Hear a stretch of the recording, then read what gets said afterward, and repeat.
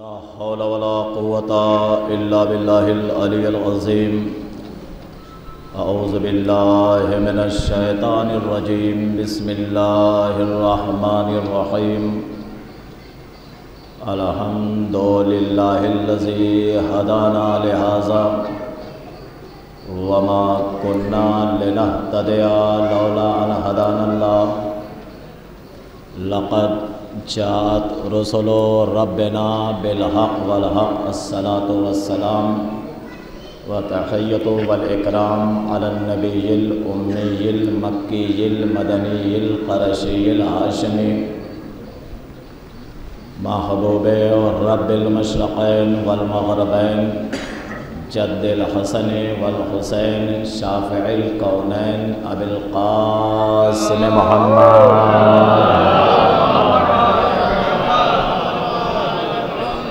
وأهل بيته الطيبين الطاهرين المعصومين ولعنة الله على أعدائهم أجمعين من يومنا هذا إلى قيام يوم الدين.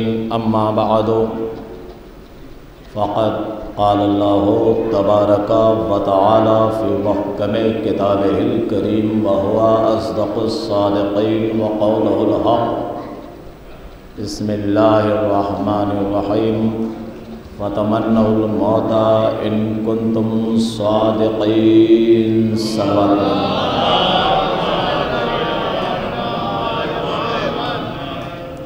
حضرات گرامی قدر و بزرگان محترم،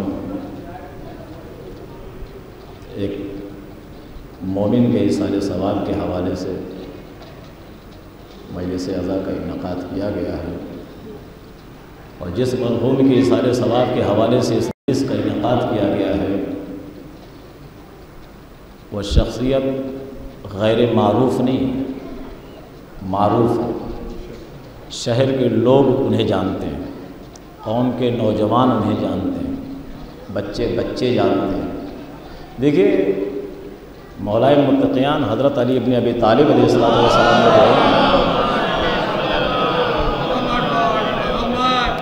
یہ فرمایا کہ سماج میں لوگوں کے درمیان ایسے رہو کہ جب اس دنیا سے چلے جاؤ تو آنکھیں اشکبار ہوں، جب زندہ رہو تو لوگ تم سے ملنے کے مشتاق ہوں. یہ مجمع بتلا رہا ہے کہ جس مومن کے ایصال ثواب کے حوالے سے مجلس کا انعقاد کیا گیا ہے وہ مومن مجلس عزا میں بڑھ چڑھ کر حصہ لیا کرتے تھے. کوئی غریب ہو، مسکین ہو، فقیر ہو، ضرورت مند ہو، اگر ان کے پاس آ جاتا تھا، جیسے کہ مجھے علم ہے، مجھے بتایا گیا کہ کبھی اسے واپس نہیں کرتے تھے، کبھی اسے واپس نہیں کرتے. یہی انسانیت کی پہچان. دیکھیے انسان چلا جاتا ہے اس دنیا سے، انسان کا کردار زندہ رہتا ہے، انسان کا کردار زندہ رہتا ہے. جب وہ مراحل کا سامنا، ان مشکلات کا سامنا کرنا پڑتا ہے لوگوں کو، تو پھر وہ بندہ یاد آتا ہے کہ کاش وہ بندہ ہوتا تو ہماری فلاں ضرورت پوری ہو جاتی. انسان محسوس کرتا ہے، لیکن بندہ تو نہیں ہے. لیکن ہاں ان کے بچے ہیں، انہوں نے اپنے بچوں کو ایسی تعلیم دی ہے، ایسی پرورش کی ہے کہ جو مزاج مرحوم کے اندر تھا وہی بچوں کے اندر بھی ہے،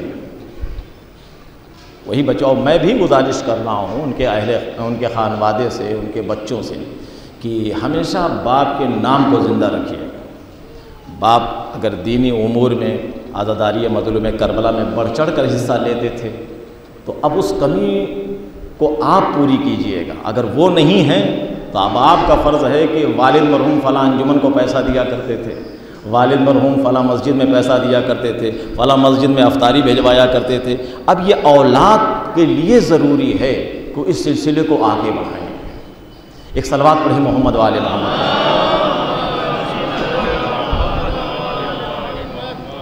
دیکھیں باپ سے محبت کی علامت کیا ہوتی ہے؟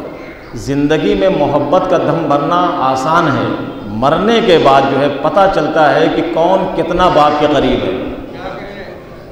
یہ جملہ بڑا سخت ہے، بڑا تلخ ہے، مگر یہ حقیقت حقیقت یہی ہے کہ زندگی میں دم بھرنا آسان ہے، مگر مرنے کے بعد پتہ چلتا ہے کہ کون کتنی محبت کرتا ہے۔ مرنے کے بعد اگر اولاد باپ کے لیے وہ کام انجام دے رہی ہے، مثلا باپ کی قضا نمازیں ہیں، بڑے بیٹے پر واجب ہے، بڑا بیٹا مصروف ہے، ٹھیک ہے، نہیں ادا کر سکتا، تو وہ اجرت پر باپ کی نماز پڑھوائے گا۔ اسلام نے چھوٹ دی ہے، ایسا نہیں ہے یا خود ادا کرو یا ادا کرواؤ۔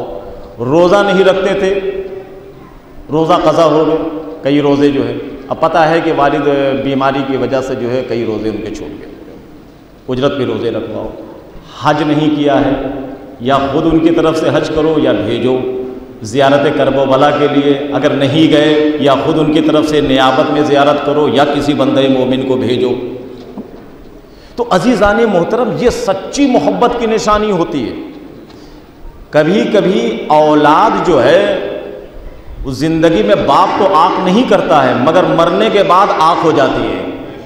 وہ کیسے آنکھ ہوتی ہے؟ ایسے آنکھ ہوتی ہے کہ وہ اولاد، جسے باپ نے کبھی زندگی میں کسی بچے کو آنکھ کر دیا، یہ بھی شرعی مسئلہ ہے، اس کی کوئی بخشش نہیں، جنت کی خوشبو نہیں سونگھ سکتا، وہ کون سی صورت ہے کہ بخشا جائے گا؟ امام معصوم نے فرمایا کہ باپ کے مرنے کے بعد اگر اس کے واجبات کو ادا کر رہا ہے تو ہو سکتا ہے کہ پروردگار عالم اس کو معاف کر دے۔ لیکن وہ بچہ جو باپ کی زندگی میں سب کچھ ادا کر رہا تھا، باپ سے محبت کا اظہار کر رہا تھا، مگر مرنے کے بعد باپ کو ایک سورہ فاتحہ بھی نہیں پڑھ رہا ہے، 2 رکعت نماز بھی پڑھ کے ہدیہ نہیں کر رہا ہے، تو شریعت کا یہ حکم ہے کہ اگر باپ کو مرنے کے بعد بھول گئے تو یہ آگ کی منزل میں ہے۔ تو لہٰذا خدا ہمارے قوم کے نوجوان ہیں، سب کے سروں پر ان کے والدین کا سایہ دائم و قائم رکھے۔ ایک باواز بلند صلوات پڑھیں محمد علیہ وسلم۔ عزیزان محترم، موت کے حوالے سے مختصر سی تقریر ہے کہ قرآن نے اعلان کیا ہے کل نفس ذائقۃ الموت، ہر نفس کو موت کا مزہ چکھنا ہے۔ یہ نفس ہے کیا؟ یہ نفس کو موت کا مزہ چکھنا ہے، یہ نفس ہے کیا؟ دیکھیں، نفس کی ایک قسم نہیں ہے، 2 قسم نہیں ہے، 3 قسمیں، 7 قسمیں ہیں نفس کی، اور میں یہ چاہتا ہوں کہ یہ 7 قسمیں آپ اپنے ذہنوں میں محفوظ کر لیجئے۔ ہر نفس کو موت کا مزہ چکھنا ہے۔ نفس کتنے ہوتے ہیں بھائی؟ 7 ہوتے ہیں۔ نفس امارہ، نفس لوامہ، نفس ملہمہ، نفس مطمئنہ، نفس راضیہ، نفس مرضیہ، نفس کاملہ۔ کتنے نفس ہوئے؟ 7۔ نفس امارہ، نفس لوامہ، نفس ملہمہ، نفس مطمئنہ، نفس راضیہ، نفس مرضیہ، نفس کاملہ۔ یہ نفس امارہ جو ہے یہ انسان کو برائیوں کی طرف لے کے جاتا ہے۔ انسان اگر نفس امارہ کے چنگل اور پھندے سے بچ جاتا ہے تو وہ نفس لوامہ کے مقام پر آ جاتا ہے، اور اسی نفس لوامہ کی اللہ نے قسم کھائی ہے قرآن مجید میں، مجھے قسم ہے نفس لوامہ کی۔ لوامہ کسے کہتے ہیں؟ لوامہ اس نفس کو کہتے ہیں جو نفس جو ہے انسان کو مسلسل ملامت کرتا ہے، اسی لیے اس کا نام نفس لوامہ پڑا۔ لوامہ یعنی ملامت کرنے والا۔ انسان سے کوئی گناہ ہو گیا، فوراً نفس نے جو اسے جھجھوڑا، یہ تم نے کیا کیا، یہ تم نے کیا کیا۔ اسی وجہ سے پروردگار عالم نے اس نفس کی قسم کھائی ہے کہ مجھے قسم ہے نفس لوامہ کی۔ اور جب نفس لوامہ کے مقام پر انسان آتا ہے تو اس کے دل میں ایک نور پیدا ہوتا ہے، اور اس نور کی وجہ سے جو ہے وہ ہدایت کے راستے پہ چلتا ہے۔ اور نفس لوامہ کے بعد منزل آتی ہے نفس ملہمہ کی۔ جو نفس لوامہ کے مقام پہ جب انسان فائز ہوا تو دل میں نور پیدا ہوا، وہی نور جو ہے اس انسان کے اندر تقوی میں اضافہ کرتا ہے اور نیکیوں کی طرف اسے لے کے جاتا ہے۔ اور نفس مطمئنہ، نفس مطمئنہ اس نفس کو کہتے ہیں جب انسان اس منزل پہ آ جاتا ہے، نفس مطمئنہ کی منزل پہ، کسے کہتے ہیں؟ کہا نفس مطمئنہ کی منزل پہ وہ آتا ہے جس کے ذہن میں گناہ کا تصور نہ پایا جائے، جس کے ذہن میں گناہ کا تصور نہ پایا جائے۔ اس منزل پر سوائے انبیاء اور معصومین کے کوئی نہیں آ سکتا، سوائے انبیاء اور معصومین کے۔ اسی لیے قرآن مجید میں یا ایتھا النفس المطمئنہ ارجعی الی ربک راضیۃ مرضیہ، اے نفس مطمئنہ پلٹ آ اپنے رب کی جانب۔ تو اللہ نفس مطمئنہ کو خطاب کر رہا ہے۔ تو جب انسان نفس مطمئنہ کی منزل پہ آ جاتا ہے تو اس کے ذہن میں گناہ کا تصور بھی نہیں پایا جاتا۔ اور نفس راضیہ، نفس مرضیہ، نفس کاملہ، اسی نفس مطمئنہ کی صفتیں ہیں، اس کے درجات ہیں۔ تو عزیزان محترم، موت ہر کسی کو آنی ہے، موت سے چھٹکارا کسی کو نہیں ہے، مگر موت ہے کیا؟ حقیقت میں کسے کہتے ہیں موت؟ تو ارشاد ہوا روایت میں کہ الموت حق، موت حق ہے، موت حق ہے۔ تو پھر انسان کے ذہن میں ایک سوال پیدا ہوتا ہے، حق کسے کہتے ہیں؟ تب آئیے پیغمبر اسلام سے پوچھتے ہیں، یا نبی اللہ حق کسے کہتے ہیں؟ پیغمبر اسلام نے فرمایا الحق ما علی و علی ما الحق۔ ارے کیا سن رہے ہیں آپ؟ بھئی موت حق ہے۔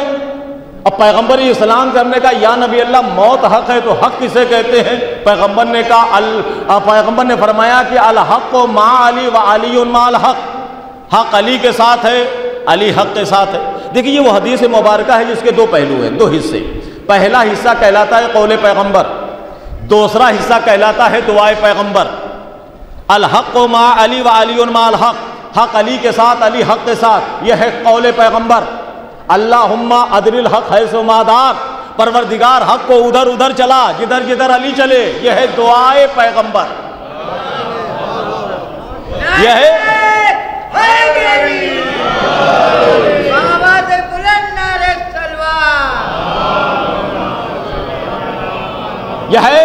یہ ہے دعائے پیغمبر۔ اب یہ ہے دعائے پیغمبر۔ اب دنیا کے جتنے بھی مسلمان ہیں سب دعا مانگتے ہیں، پروردگار ہمیں حق کے راستے پہ چلا، پروردگار ہمیں حق کے راستے پہ چلا، پروردگار ہمیں حق کے راستے پہ چلا۔ چاہے وہ ہندوستان کا رہنے والا مسلمان ہو، چاہے پاکستان کا رہنے والا مسلمان ہو، چاہے ایران کا رہنے والا مسلمان ہو، چاہے افغانستان کا رہنے والا مسلمان ہو، دنیا کے کسی بھی علاقے میں جہاں جہاں بھی مسلمان رہ رہے ہیں، سارے مسلمان دعا مانگتے ہیں پروردگار ہمیں حق کے راستے پہ چلا، پروردگار ہمیں حق کے راستے پہ چلا، پروردگار ہمیں حق کے راستے پہ چلا۔ تو امتی وہ ہے جو حق کے پیچھے چلے، حق وہ ہے جو علی کے پیچھے چلے۔ کوئی فرق سمجھ میں آیا؟ امتی میں اور حق میں کیا فرق ہے؟ امتی اسے کہتے ہیں جو حق کے پیچھے چلے، حق اسے کہتے ہیں جو علی کے پیچھے چلے۔ الحق ما علی و علی ما الحق، حق علی کے ساتھ، علی حق کے ساتھ۔ دیکھیے جب آپ تلقین پڑھیے گا یا مولوی قبر کے پاس جب بیٹھ کے تلقین پڑھتا ہے، آپ غور سے سنیے گا، تب آپ کو حق کی اہمیت کا اندازہ ہوگا۔ بھئی تلقین میں کیا پڑھا جاتا ہے؟ الموت ان الموت حق والصراط حق والمیزان حق وتطائر الکتب حق وسؤال منکر ونکیر فی القبر حق۔ موت حق ہے، صراط حق ہے، میزان حق ہے، نقیرین کا قبر کے اندر سوال کرنا حق ہے۔ میزان حق، صراط حق، موت حق اور نقیرین کا قبر کے اندر سوال کرنا حق۔ پیغمبر اسلام نے کیا فرمایا؟ حدیث بھول گئے؟ پیغمبر نے کیا فرمایا؟ الحق ما علی و علی ما الحق، جہاں جہاں حق ہوگا وہاں وہاں علی ہوگا۔ پیغمبر نے کیا فرمایا؟ تلقین کے جملے اور پیغمبر اسلام کی حدیث کو سامنے رکھیے۔ بھئی تلقین کے جملے ہیں ان الموت حق والصراط حق والمیزان حق وسؤال منکر ونکیر فی القبر حق۔ موت حق، صراط حق، میزان حق، نقیرین کا قبر کے اندر سوال کرنا حق۔ بھئی پیغمبر اسلام نے فرمایا جہاں جہاں حق ہوگا وہاں وہاں علی ہوگا۔ ان الموت حق، موت حق ہے۔ اگر موت حق ہے تو پھر یہ ماننا پڑے گا موت کے وقت علی کا آنا حق ہے۔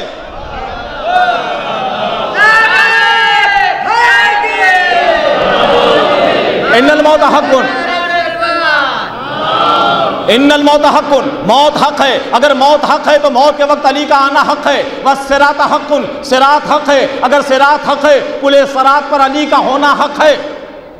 والمیزان حق، میزان حق ہے، اگر میزان حق ہے میزان پر علی کا کھڑا ہونا حق ہے۔ والسؤال منکر ونکیر فی القبر حق، نقیرین کا قبر کے اندر سوال کرنا حق ہے۔ اگر نقیرین کا قبر کے اندر سوال کرنا حق ہے تو پھر قبر میں علی کا آنا بھی حق ہے۔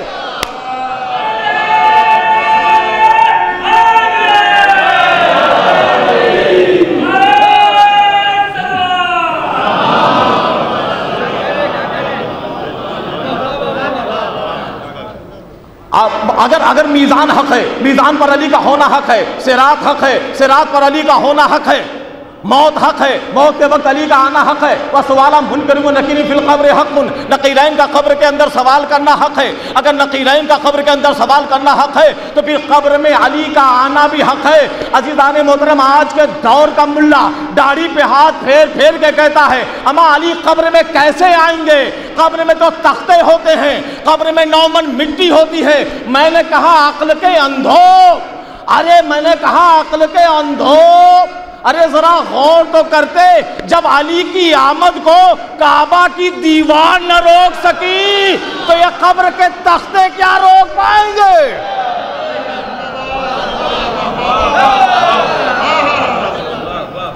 میں نے کہا علی کی آمد کو جب کعبے کی دیوار نہ روک سکی تو یہ قبر کے تختے کیا علی کو روک پائیں گے؟ ایک صلوات پڑھے محمد و آل محمد پہ۔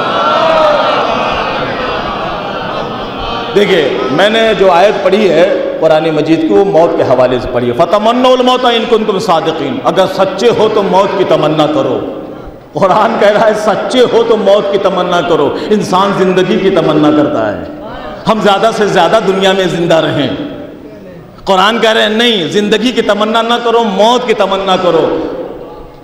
کیوں موت کی تمنا کریں؟ آواز قدرت آئی، جب تم موت کی تمنا کرو گے تو جھوٹ نہیں بولو گے، غیبت نہیں کرو گے، برائی نہیں کرو گے، حلال کام انجام دو گے، حرام کاموں سے بچو گے، کسی کا مال غصب نہیں کرو گے، کسی پر بے جا ظلم نہیں کرو گے، کیونکہ تمہارے نزدیک جو ہے وہ موت سامنے کھڑی ہوگی۔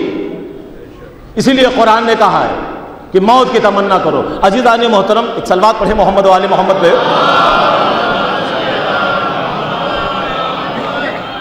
دیکھیں قرآن کہتا ہے موت کی تمنا کرو، موت۔ ہم اور آپ جس دنیا میں جی رہے ہیں یہ دنیا خطرات کی دنیا ہے۔ میں نے خطرات کی دنیا کیوں کہا ہے؟ اس لیے کہا ہے کہ زندگی کو موت کا خطرہ، جوانی کو بڑھاپے کے خطرہ، جوانی کو بڑھاپے کا خطرہ۔ اچھا، جو انسان اس دنیا میں زندگی گزار رہا ہے کسی نہ کسی خطرات سے دوچار ہے۔ تو آئیے دنیا میں جو فسادات ہیں، یہ جو خطرے ہیں، آخر اس کی وجہ کیا ہے؟ آپ نے دیکھا کہ آئے دن کہیں نہ کہیں سے مطلب نیوز آئی جاتی ہے، اور آج بھی دیکھ لیجئے کہ کیا عالم ہے، کہیں بمباری ہو رہی ہے، کہیں کشمکش ہے، کوئی طاق میں لگا ہوا ہے، آپ ہمیں آنکھ دکھا رہے ہو۔ یعنی آج کے دور کی کنڈیشن یہ ہے کہ ہر ملک خوف زدہ ہے کہ نہ جانے کون کب کس پر بم مار دے، کچھ پتہ نہیں۔ یہی صورتحال ہے نا آج کے دور کی جو ہے۔ آخر یہ فسادات آئے کہاں سے؟ تو یہ ٹکراؤ ہے اللہ اور بندے کے درمیان۔ یہ جو فسادات کی جڑ ہے یہ ایک ٹکراؤ ہے اللہ اور بندے کے درمیان۔ کہا مولانا ٹکراؤ کیسا ہے؟ میں نے کہا ٹکراؤ ایسا ہے کہ بندہ اللہ کو اپنی مرضی پہ چلانا چاہتا ہے۔ توجہ چاہ رہا ہوں، بندہ یہ چاہتا ہے کہ اللہ اس کی مرضی پہ چلے، مالک اولاد دے دے، مالک نوکری دے دے، مالک بنگلہ دے دے، مالک کار دے دے، مالک شہرت دے دے، مالک عزت دے دے، مالک اچھی بیوی دے دے، مالک اولاد دے دے، یعنی جو مجھے چاہیے وہ سب دے دے، جو مجھے چاہیے وہ سب دے دے۔ ٹھیک، اللہ یہ چاہتا ہے کہ بندے اس کی مرضی پہ چلیں۔ اللہ کہتا ہے نماز پڑھو، روزہ رکھو، حج کرو، جھوٹ نہ بولو، غیبت نہ کرو، کسی کو نہ ستاؤ، پڑوسیوں کا خیال رکھو، اعزا و اقارب کا خیال رکھو، بہنوں کا خیال رکھو، بھائیوں کا خیال رکھو، دور دراز جتنے بھی رشتہ دار ہیں سب کا خیال رکھو، سماج اور معاشرے کا خیال رکھو، عزاداری کا خیال رکھو۔ تو قوم یعنی اللہ یہ چاہتا ہے کہ بندے اس کی مشیت پہ چلیں، بندہ یہ چاہتا ہے کہ اللہ اس کی مرضی پہ چلے۔ دیکھیں یہی بندہ ہے، دعا مانگتا ہے نا، مالک اولاد دے دے، رات کی تاریکی میں بندہ دعا مانگتا ہے، الہی بابوں کا مفتوح للطالبین، پروردگار شہر کے جتنے بھی بڑے بڑے زمیندار ہیں، بڑے بڑے مالدار آدمی ہیں، سب سو گئے، ایک تیرا دروازہ ہے جو کھلا ہوا ہے۔ مانگتا ہے نا دعا، رات کی تاریکی میں بندہ مانگتا ہے، پروردگار سارے شہر کے لوگ سو رہے ہیں، ایک صرف تیرا دروازہ جو کھلا ہوا ہے۔ اچھا شہر میں بڑے بڑے امیر لوگ ہوتے ہیں، بڑے بڑے دھنوان لوگ ہوتے ہیں، بڑے بڑے سخی لوگ، ہم نے تو اس عمر میں دیکھا ہے شہر میں جس کے سخاوت کا چرچا ہو، اگر ضرورت ہو کسی کی 2 بجے رات کو، آپ اس سخی کے دروازے پہ جائیے، دق الباب کیجیے، دروازہ کھولے گا۔ آپ نے کہا کہ بھائی صاحب بہت پریشان ہیں، ذرا ہماری مدد کر دیجیے، کیا ہوا؟ بچے کی طبیعت خراب ہے، اچانک ہاسپٹل لے کے جانا ہے، کتنے پیسے چاہیے؟ 10,000 روپیہ۔ بولے رکیے، فوراً 10,000 روپیہ لا کے دے دیا۔ ٹھیک، 1 ہفتے کے بعد پھر اسی سخی کے دروازے پہ پہنچے، 1 بجے رات کو دروازہ پیٹا۔ اب وہ باہر نکلا تو پہلی مرتبہ جب وہ نکلا تھا جو صورت اس کی تھی، مگر دوسرے دفعے میں تھوڑا سا چہرہ اترا ہوا ہے۔ ہاں جی بولیے کیا بات ہے؟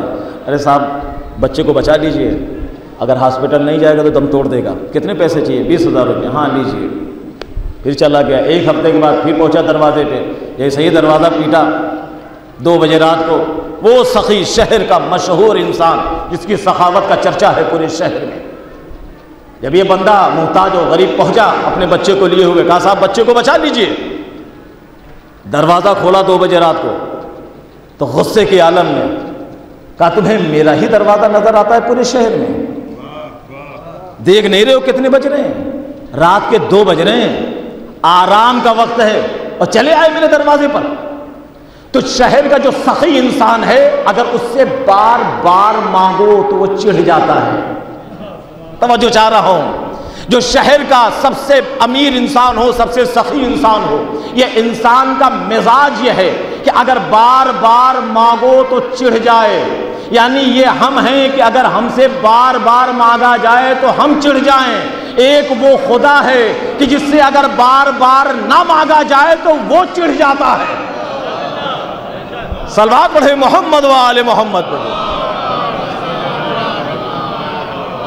اور چلیے یہ باتیں میرے محترم سننے والوں تک جو ہے، تو دیکھیے بات کہاں سے کہاں چلی جاتی ہے۔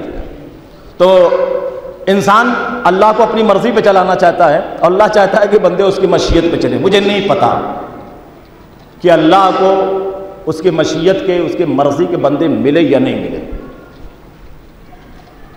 مجھے نہیں پتا، مگر ہاں میں اتنا جانتا ہوں کہ بندوں کو اپنی مرضی کا اللہ مل گیا۔ جس بندے نے جب اس سے مانگا اس نے عطا کر دیا۔ تو کیا اللہ کو اپنی مشیت کے بندے ملے؟ بھائی اگر نہیں ملے ہوتے تو سورہ دہر میں کیوں کہتا وَمَا تَشَاءُونَ إِلَّا أَن يَشَاءَ اللَّهُ؟ آل محمد کچھ نہیں چاہتے مگر یہ کہ جو اللہ چاہتا ہے، جو اللہ چاہتا ہے۔ بھائی میں چاہتا ہوں کہ تھوڑا سا گفتگو جو ہے اس مرحلے سے تھوڑا سا آگے جاؤ، میں گھڑی پہ بھی میری نظر ہے اور میں سمیٹنا چاہ رہا ہوں تقریر۔ اے آل محمد،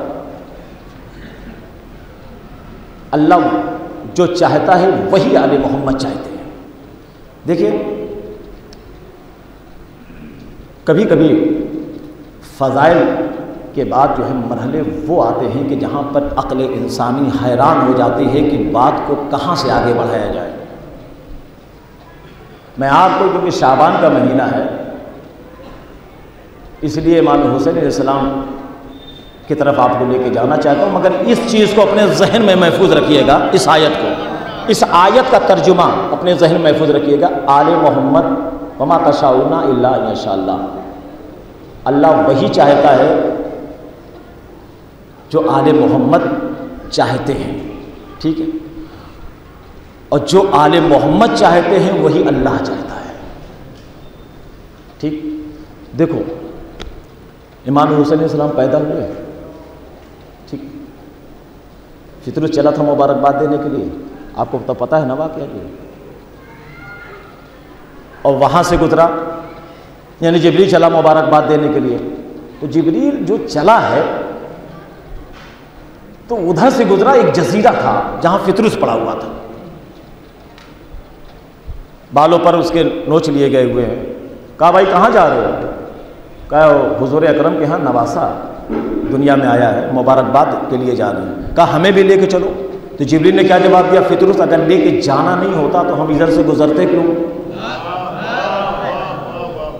یعنی جبریل بھی ایک بہانہ ڈھونڈ رہا تھا کہ فطرس اگر بخشا جائے گا تو حسین کے وسیلے سے بخشا جائے گا۔ مطلب جبریل جب چلا تھا مبارکباد دینے کے لیے تو ڈائریکٹ آ جانا چاہیے تھا مرسل اعظم کے گھر میں۔ جب اللہ سے اجازت لی تھی کہ میں جا رہا ہوں تو ڈائریکٹ آ جانا چاہیے تھا، اس جزیرے کے قریب سے کیوں گزرا؟ تو جبریل بھی ایک بہانہ ڈھونڈ رہا تھا کہ یہ بخشا جائے گا تو اسی در سے بخشا جائے گا۔ لے کے آیا جبریل کہ یا نبی اللہ فطرس ہے۔ پیغمبر نے کہا جی جانتا ہوں۔ کہ یا نبی اللہ بالوں پر اس کے نوچ۔ کہا اچھا۔ کہ یا نبی اللہ آپ رحمت للعالمین ہیں، آپ اللہ سے دعا کریں مجھے کہ اللہ جو ہے اسے معاف کرے۔ دیکھیے قرآن کی ایک آیت ذہن میں آ گئی، اسے بھی سنتے جائیے۔ قرآن مجید کا حکم یہ ہے کہ وما کان اللہ لا یعذبہم وانت فیہم، میرے حبیب جب تک تم امت کے درمیان میں ہو تمہاری امت پہ عذاب نازل نہیں کریں گے۔ یہ حدیث نہیں ہے، یہ روایت نہیں ہے، یہ آیت ہے قرآن کی۔ اے حبیب جب تک تم امت کے درمیان میں ہوگے ہم تمہاری امت پہ عذاب نازل نہیں کریں گے۔ آیت ہے نا قرآن کی۔ یہ بتلائیے قرآن تو ایک طرف یہ کہہ رہا ہے کہ جب تک تم امت کے درمیان میں ہوگے ہم تمہاری امت پہ قطعاً عذاب نازل نہیں کریں گے۔ آپ کو غدیر یاد آئی؟ کیا غدیر کے مقام پر پیغمبر اسلام نہیں تھے صحابہ کے درمیان؟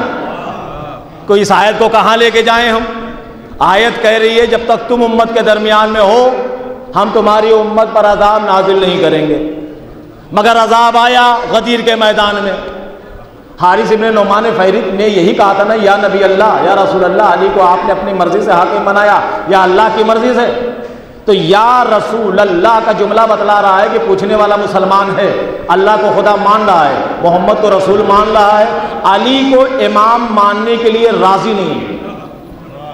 تو غدیر کے واقعے میں کیا ہوا؟ غدیر کے واقعے میں یہ ہوا کہ امام ناراض، اللہ راضی، رسول راضی، امام ناراض، عذاب آ گیا، عذاب آ گیا۔ اب میں روک رہا ہوں اسی جگہ پر اور پھر میں آپ کو لے کے چل رہا ہوں فطرس کے واقعے کی طرف۔ بھائی فطرس کو لا کے جبریل نے سامنے کھڑا کیا پیغمبر اسلام کے، کہا یا نبی اللہ فطرس ہے، بالوں پر نوچ لیے گئے ہیں، آپ رحمت للعالمین ہیں، آپ دعا کر دیں، ادھر لب ہلیں گے بالوں پر عطا ہو جائیں گے۔ پیغمبر اسلام نے فرمایا کہ فطرس ایک گہوارے میں جو بچہ لیٹا ہے نا، جاؤ اپنے شانے کو بچے کے گہوارے سے مس کر لو، بچے سے نہیں، بچے کے گہوارے سے۔ توجہ چاہ رہا ہوں، فطرس جس جھولے میں حسین ہے، حسین سے نہیں، حسین کے جھولے سے اپنے شانوں کو مس کر لو، تمہیں اللہ بالوں پر عطا کر دے گا۔ عزیزان محترم جملہ کہنے کو جی چاہتا ہے، جو جھولا چند گھنٹوں کے لیے ایک معصوم کو اپنی گود میں لے لے وہ صاحب فضیلت ہو جائے۔ اب سوچئے 12 برس تک ابو طالب محمد کو اپنی گود میں لیے بیٹھے رہے۔ صلوات پڑھے محمد و آل محمد۔ زندہ باد۔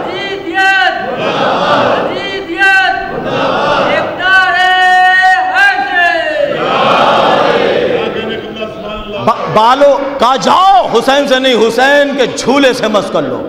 اچھا بالوں پر عطا ہوئے نا بالوں پر۔ اب غدیر کے واقعے کو فطرس کے واقعے سے ملائیے، اس کے بعد رفع مسائل۔ غدیر کے واقعے کو فطرس کے واقعے سے ملائیے۔ بھئی غدیر میں کیا ہوا اور یہ فطرس کے واقعے میں کیا ہوا؟ غدیر میں اللہ راضی، رسول راضی، امام ناراض۔ بھائی حارث ابن نعمان فہری کہہ رہا ہے نا یا رسول اللہ، علی کو آپ نے اپنی مرضی سے حاکم بنایا یا اللہ کی مرضی سے؟ یا رسول اللہ کا جملہ بتلا رہا ہے کہ پوچھنے والا مسلمان ہے، اللہ کو خدا مان رہا ہے، محمد کو رسول مان رہا ہے، مولا علی کو امام ماننے کے لیے، حاکم ماننے کے لیے تیار نہیں ہے۔ تو غدیر کے واقعے میں کیا ہوا؟ غدیر کے واقعے میں یہ ہوا کہ اللہ راضی، رسول راضی، امام ناراض، عذاب آ گیا، عذاب آ گیا۔ فطرس کے واقعے میں کیا ہوا؟ فطرس کے واقعے میں اللہ ناراض تھا، امام راضی تھا، فیصلہ امامت پر ہوا۔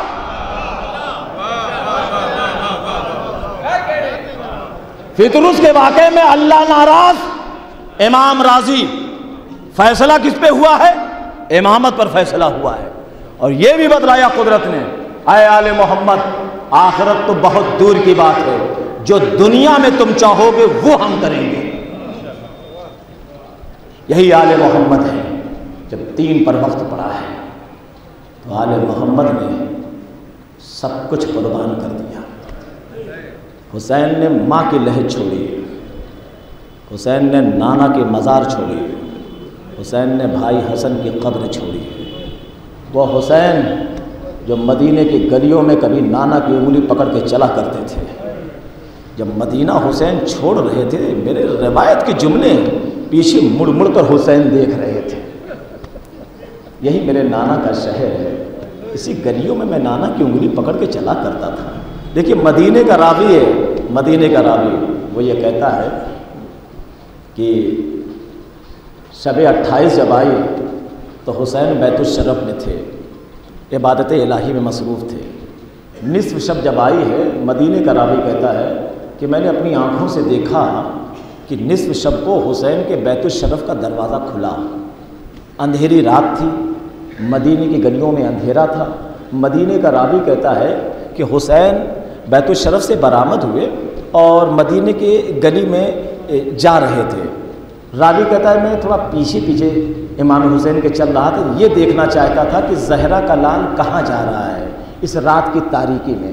راوی ہے مدینے کا کہ میں یہ دیکھ رہا تھا کہ مولا حسین آہستہ آہستہ قدم بڑھاتے ہوئے نہ دائیں دیکھ رہے ہیں نہ بائیں دیکھ رہے ہیں، زمین پر نگاہیں چھوٹے چھوٹے قدم رکھتے ہوئے آگے بڑھ رہے ہیں۔ چلتے چلتے میں نے دیکھا کہ نبی کا نواسا اپنے نانا کی قبر پہ آیا اور دونوں ہاتھ اپنے نانا کی قبر پہ رکھ کے کہنے لگا السلام علیکہ یا جدہ، نانا آپ پر آپ کے نواسے کا سلام۔ نانا آپ کو پتہ ہے نا کہ مدینہ اب رہنے کے قابل نہیں رہا، نانا آپ کو پتہ ہے نا کہ مجھے ستایا جا رہا ہے۔ اے نانا ہم نے بچپنے میں وعدہ کیا تھا کہ ہم تمہاری شریعت کو بچائیں گے، تمہارے دین کو بچائیں گے۔ اے نانا وہ وقت آ گیا ہے کہ اب حسین مدینہ چھوڑ کے جا رہا ہے، اجرکم اللہ۔ ہاں عزاداران مظلوم کربلا، قبر رسول ہلنے لگی، آواز آئی میرے لال حسین ہم نے تمہارے سلام کو قبول کیا، مگر بیٹا ایسا کرو جلدی سے ماں کے لحد پہ جاؤ۔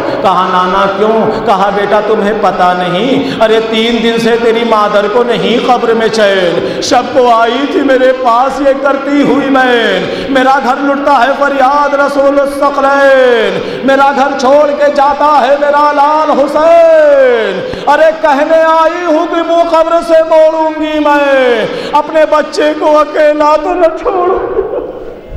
جزاک اللہ آزاداران مظلوم کربلا، اللہ ان آنسوؤں کو رومال سیدہ زہرا میں جگہ عنایت فرمائے۔ جنت البقیع میں آئے، بھائی کی قبر سے رخصت ہوئے، ماں کی لحد نظر آئی، عزاداروں ماں کی لحد پر حسین ایسے پہنچے جیسے ایک چھوٹا بچہ جب ماں کو دیکھتا ہے تو دوڑتے ہوئے ماں کے دامن سے لپٹ جاتا ہے۔ قبر زہرا پر حسین نے اپنے ہاتھ کو گرا دیا، رو کے کہنے لگے اماں لہو میں ڈوبا چمن دیکھنے چلو، ارے زینب کے بازوؤں میں رسم دیکھنے چلو۔ قبر زہرا ہلنے لگی، آواز آئی میرے لال، اے بیٹا حسین میرا عباس کہاں ہے؟ عزاداروں عباس تھوڑے فاصلے پہ کھڑے تھے، حسین نے عباس کو آواز دی، کہا عباس تمہیں اماں زہرا بلا رہی ہے۔ عزاداروں عباس گھوڑا دوڑاتے ہوئے آئے، قبر زہرا پر اپنے ہاتھ کو گرا دیا۔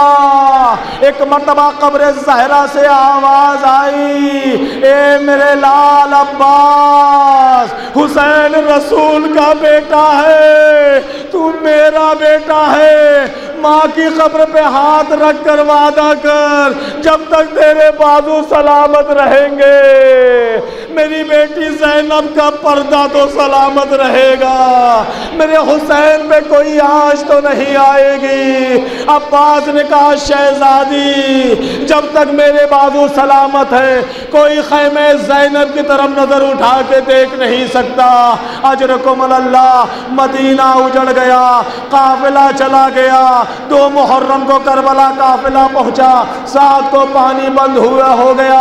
ہاں عزادارو، جب شب عاشور نمودار ہوئی، آخری جملے مصائب کی سن لو عزادارو، جب شب عاشور نمودار ہوئی، عزادارو خیمے سے جناب سکینہ آئیں اور اس کے بعد حسین کے دامن سے لپٹ گئی۔ جناب مولا حسین نے جناب سکینہ کو اپنے کلیجے سے لگایا، کہا بیٹا کچھ کہنا چاہتی ہو میری لال؟ کہا بابا، کہا بیٹا بولو۔ کہا بابا کیا ایسا ہو سکتا ہے کہ ہم اس جنگل کو چھوڑ کر کہیں اور جا کر یہ بستی بسا لیں؟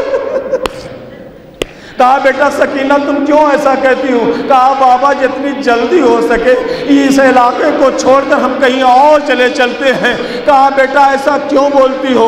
کہا بابا اے بابا جب رات کو سونے کا وقت آتا ہے اور جب میں خیمے میں سونا چاہتی ہوں تو ہمارے خیمے کے پیچھے کوئی بی بی بیٹھ کر روتی ہے۔ امام حسین نے کہا اے بیٹا اس بی بی کو رونے دے۔ کہا بابا اس کے رونے پہ تعجب نہیں ہوتا، اے بابا وہ آپ کا نام لے کر روتی ہے۔ واہ حسینہ، واہ مظلومہ، واہ غریبہ۔